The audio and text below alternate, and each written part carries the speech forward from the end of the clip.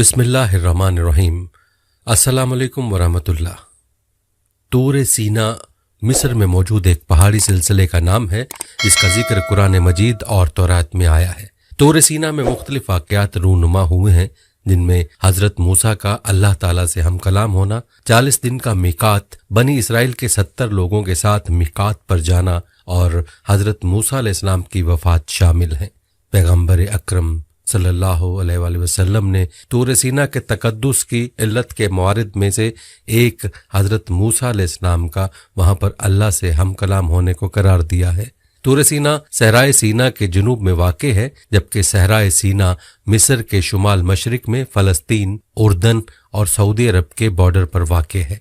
इस सिमत में बहुत सारे पहाड़ हैं जिनमें से एक तूर सीना है। तूर सीना वो मकाम है जहां हजरत मूसा अलैहिस्सलाम अल्लाह ताला से हम कलाम हुए। सूरह ताहा की 12वीं आयत के मुताबिक वहां पर अल्लाह ताला ने कलीमुल्लाह को जूते उतारने का हुक्म दिया क्योंकि तुम तुवा की मुकद्दस वादी में हो। बाज़ ने इस आयत से तूर सीना के तकद्दुस को साबित किया है। इसी तरह सूरह तूर में अल्लाह ताला ने इस पहाड़ की कसम खाई है। इस पहाड़ पर बहुत से वाक़यात पेश आए। जब हज़रत मूसा अलैहिस्सलाम का हज़रत शुएब से 10 साल का मुआहिदा मुकम्मल हुआ तो आप अलैहिस्सलाम ने अपनी वालिदा और बहन भाइयों से मिलने के लिए मिस्र जाने का कसद फरमाया और हज़रत शुएब अलैहिस्सलाम से रुखसत चाही। हज़रत शुएब अलैहिस्सलाम ने अपनी साहबजादी के साथ कुछ माल मवेशी और ज़ादे राह देकर रुखसत किया। रास्ते में मुल्क शाम के बादशाहों से खतरा था, इसलिए आम रास्ता छोड़कर गैर मारूफ रास्ता इख्तियार किया। सर्दी का मौसम था और अहलिया के यहाँ वलादत करीब थी। फिर ये कि रास्ते से भटक कर तूर पहाड़ की मगरबी और दानी सिमत जा निकले।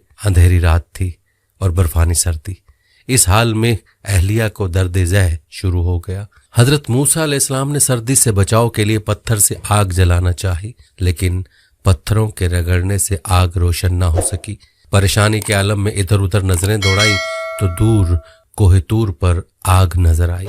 एलिया से फरमाया, मैंने वहां आग देखी है, वहां जाकर तुम्हारे लिए आग भी लाता हूं और मुमकिन है कि कोई बंदा बशर भी मिल जाए जो रास्ता बता दे। करीब पहुंचे तो एक हैरत अंगेज मंजर देखा कि हरे सब्ज दरख्त के ऊपर आग के शोले भड़क रहे हैं, मगर दरख्त की कोई शाख जलती है और ना कोई पत्ता, धुआं है और न तपिश, जबकि दरख्त की सरसब्जी और शादाबी अपने उरूज पर है। बाज रिवायात में है कि जब आग उनकी तरफ बढ़ी तो वो घबरा कर पीछे हटे और जैसे ही वापसी के लिए मुड़े आवाज आई, ए मूसा, यकीनन मैं ही तुम्हारा परवरदिगार हूं, तुम अपनी जूतियां उतार दो, तुम तवा की मुकद्दस वादी में हो, मैंने तुमको मुंतखब कर लिया है, तो जो हुक्म दिया जाए उसे कान लगाकर सुनो। हजरत मूसा अलैहिस्सलाम ने जब अल्लाह जुल जलाल की आवाज सुनी तो मबहूत खड़े रह गए। आप अलैहिस्सलाम ने फौरी तौर पर जूते उतार दिए। अल्लाह ताला ने आप अलैहिस्सलाम को शरीयत की तालीम दी और फिर फरमाया, ए मूसा, तुम्हारे दाने हाथ में क्या है?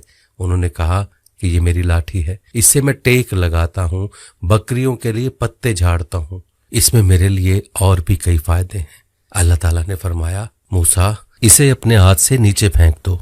उन्होंने उसे फेंका तो वो सांप बनकर दौड़ने लगी। अल्लाह ताला ने फरमाया, इसे पकड़ लो और डरना मत, हम इसे अभी उसकी पहली हालत में लौटा देंगे और अपना हाथ अपनी बगल में डाल लो तो वो सफेद चमकता हुआ निकलेगा बगैर किसी ऐब और बीमारी के। ये दूसरा मौजज़ा है, इसलिए कि हम तुम्हें अपनी बड़ी बड़ी निशानियां दिखाना चाहते हैं। अब तुम फिरौन के पास जाओ, उसने बड़ी सरकशी मचा रखी है। मूसा अलैहिस्सलाम ने कहा, ऐ मेरे परवरदिगार, मेरा सीना खोल दे और मेरे काम को आसान कर दे और मेरी जुबान की गिरा खोल दे ताकि वो मेरी बात समझ सकें और मेरे घर वालों में से एक को मेरा वजीर यानी मददगार मुकर्रर फरमा दे, यानी मेरे भाई हारून अलैहिस्सलाम को, तो उससे मेरी कमर कसते और उसे मेरा शरीक कार करते ताकि हम दोनों बकसरत तेरी तस्बीह बयान करें और बकसरत तुझे याद करें। अल्लाह तबारक ताला ने फरमाया, मूसा, तुम्हारी तमाम दुआएं कबूल कर ली गई हैं। हजरत मूसा अलैहिस्सलाम फिरौन के गर्क होने के बाद बनी इसराइल के साथ बहेरा अहमर पार करके वादी सीना की जानिब चले। रास्ते में एक ऐसी कौम के पास से गुजरे जो बूतों को पूजती थी। बनी इसराइल ने जब ये देखा तो कहने लगे, ए मूसा अलैहिस्सलाम, जैसे उन लोगों के माबूद हैं हमारे लिए भी ऐसा ही एक माबूद बना दो। मूसा अलैहिस्सलाम ने कहा, तुम बड़े ही जाहिल हो, یہ لوگ جس کام میں لگے ہوئے ہیں یہ تباہ کیا جائے گا اور ان کا یہ کام محض بے بنیاد ہے۔ فرمایا کہ اللہ تعالیٰ کے سوا تمہارے لیے کوئی اور معبود تلاش کروں، حالانکہ اس نے تم کو تمام جہاں والوں پر فوقیت دی ہے۔ حضرت موسیٰ علیہ السلام اپنی قوم کو لے کر آگے بڑھے۔ اللہ نے بنی اسرائیل کی ہدایت اور رہنمائی کے لیے حضرت موسیٰ علیہ السلام کو آسمانی کتاب دینے کا فیصلہ کیا۔ چنانچہ اللہ عز و جل نے آپ علیہ السلام کو 30 راتوں کے لیے کوہ طور پر بلایا، جس میں مزید 10 راتوں کا اضافہ کر کے اسے 40 راتیں کر دیا۔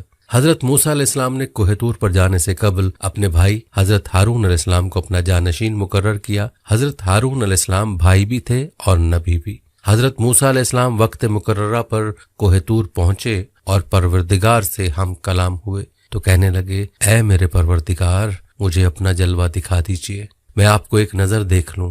ارشاد ہوا، تم مجھ کو ہرگز نہیں دیکھ سکتے، لیکن تم اس پہاڑ کی طرف دیکھتے رہو، وہ اگر اپنی جگہ پر برقرار رہا تو تم بھی مجھے دیکھ سکو گے۔ اور جب ان کے رب پر تجلی فرمائی تو تجلی نے اس کے پرخچے اڑا دیے اور موسیٰ علیہ السلام بے ہوش ہو کر گر پڑے۔ پھر جب ہوش میں آئے تو عرض کیا، بے شک آپ کی ذات پاک ہے، میں آپ کے حضور میں توبہ کرتا ہوں اور میں سب سے پہلے آپ پر ایمان لانے والا ہوں۔ ارشاد ہوا، اے موسیٰ، میں نے تم کو اپنا پیغام اور اپنے کلام سے لوگوں میں ممتاز کیا ہے، تو جو میں نے تم کو عطا کیا ہے اسے پکڑ رکھو اور میرا شکر بجا لاؤ۔ اور ہم نے تورات کی تختیوں میں ان کے لیے ہر قسم کی نصیحت اور ہر چیز کی تفصیل لکھ دی ہے۔ حضرت موسیٰ علیہ السلام کا اللہ عز و جل سے ہم کلامی کا دوسرا واقعہ تھا۔ حضرت موسیٰ علیہ السلام جب 40 راتوں کے لیے کوہ طور گئے تو پیچھے سامری نامی ایک قبطی نے، جو حضرت موسیٰ علیہ السلام کا پڑوسی تھا اور بظاہر آپ علیہ السلام پر ایمان لا کر ساتھ ہو گیا تھا، بنی اسرائیل سے سونے کے زیورات اکٹھے کر کے ایک بچڑا تیار کیا، جس میں اس نے حضرت جبرائیل علیہ السلام کے گھوڑے کے سموں کے نیچے کی مٹی بھی شامل کر دی۔ یہ مٹی اس نے چپکے سے اس وقت لے لی تھی جب حضرت جبرائیل علیہ السلام ان لوگوں کو دریا پار کروا رہے تھے۔ یہ بچڑا جب تیار ہو گیا تو یہ کچھ بیل کی آواز نکالتا تھا، یعنی جب اس میں ہوا داخل ہو جاتی تو اس میں سے گائے یا بیل کی آواز نکلتی۔ اس آواز سے سامری نے بنی اسرائیل کو گمراہ کیا اور بولا، یہی تمہارا اصل معبود ہے۔ قرآن پاک میں ہے، پھر اس نے ان کے لیے ایک بچڑا بنا دیا، یعنی بچڑے کا بت، جس کی گائے کسی آواز بھی تھی، پھر کہنے لگا کہ یہی تمہارا معبود ہے، اور موسیٰ علیہ السلام کا بھی، لیکن موسیٰ علیہ السلام بھول گئے۔ حضرت موسیٰ علیہ السلام جب تورات لے کر واپس آئے تو دیکھا کہ بنی اسرائیل سامری کے بچڑے کی پرستش کر رہے ہیں۔ آپ علیہ السلام کو سخت ناگوار گزرا، غضبناک ہو کر اپنے بھائی حضرت ہارون علیہ السلام کے سر کے بال اور داڑھی پکڑ کر انہیں سخت سست کہا۔ حضرت ہارون علیہ السلام نے عرض کیا، اے میرے بھائی، میری داڑھی اور سر کے بال مت کھینچو، دراصل قوم نے مجھے کمزور خیال کیا اور میرے قتل کے درپے ہو گئی۔ پھر حضرت موسیٰ علیہ السلام سامری کی طرف متوجہ ہوئے اور فرمایا، تو نے یہ حرکت کیوں کی؟ اس نے کہا، میں نے فرشتے کے نقش پا سے ایک مٹھی بھر لی تھی، پھر اس کو بچڑے کے قلب میں ڈال دیا اور مجھے یہ کام بھلا لگا۔ حضرت موسیٰ علیہ السلام نے کہا، اچھا جا، دنیا کی زندگی میں تیری سزا یہی ہے کہ تو کہتا پھرے گا کہ مجھے نہ چھونا، اور تیرے لیے ایک اور وعدہ ہے، یعنی عذاب کا، جو تجھ سے ٹل نہ سکے گا۔ اور پھر ایسا ہی ہوا، سامری عمر بھر یہی کہتا رہا کہ مجھے نہ چھونا، کیونکہ اسے چھوتے ہی چھونے والا اور سامری دونوں شدید بخار میں مبتلا ہو جاتے۔ پھر وہ انسانوں کی بستی سے نکل کر جنگل میں چلا گیا، جہاں جانوروں کے ساتھ زندگی گزاری اور عبرت کا نمونہ بن گیا۔ حضرت موسیٰ علیہ السلام نے اس کے بچڑے کو جلا کر دریا میں پھینک دیا۔ حضرت موسیٰ علیہ السلام نے جب تورات سے درس و تدریس شروع کی تو بنی اسرائیل ایک مرتبہ پھر ہیلے بہانے کرنے لگے اور بولے، اے موسیٰ، ہم یہ کیسے یقین کر لیں کہ یہ اللہ کا کلام ہے؟ ہو سکتا ہے کہ تم نے خود ہی بنا لیا ہو۔ اس صورتحال پر حضرت موسیٰ علیہ السلام نے ایک بار پھر اللہ سے رجوع کیا۔ اللہ نے فرمایا، اے موسیٰ، اس قوم کے منتخب افراد کو لے کر کوہ طور پر آ جاؤ تاکہ ہم ان کو اپنا کلام سنا دیں اور انہیں یقین آ جائے۔